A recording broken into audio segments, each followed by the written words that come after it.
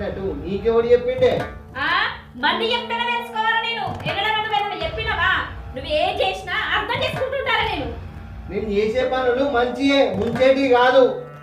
ఓ పిస పిసడుతుంది. నీ పనులు చూసుకోపో. ఇట్లా చేస్తానా వాడే అన్నాడు. మా తమ్ముని పిలిపించి బాతోడు చెప్పిన. ఏంది? మీ తమ్ముని పిలిపించింది నువ్వా? నేనే. నేను ఏడ్చి చెప్తే వినకపోతుంది, బాధపడకుండా చెప్తే వినకపోతుంది, కోపంగా చెప్పినా వినకపోతుంది. నాకు ఎట్టి వశపడక వాడు పిలిపించి బాతోడు చెప్పించిన, అయినా కూడా నువ్వు మాట్లాడలేకపోతుంది. వాడు చెప్తారన్నా ఇంటవేమో అనుకుంటే నువ్వు రోజు రోజుకు ఇంకా మీద మిరిపోతున్నావు. అనుకున్నానే.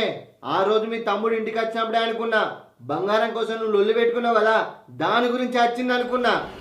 వాడు బంగారం గురించి చెప్పడానికి రాలేదు, నీ హద్దులో నువ్వు జాగ్రత్తగా ఉండు బావా అని చెప్పడానికి వచ్చిండు. వాడు ఎవడే నాకు చెప్పడానికి? వాడు ఎంతమంది పక్కెంత?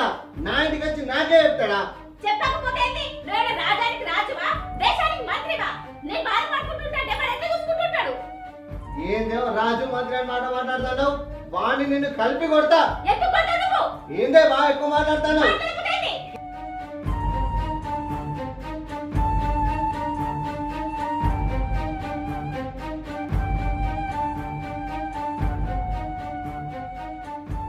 నవ్వురాలైతే సాగు కొడతా.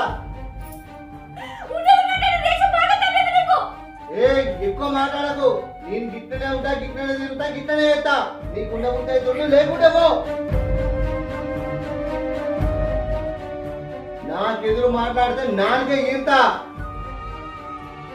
రమ్మని నీ తమ్ముడు రమ్మని. వాని మెడలు నీ మెడలు ఇరిచి కుప్ప పెడతా.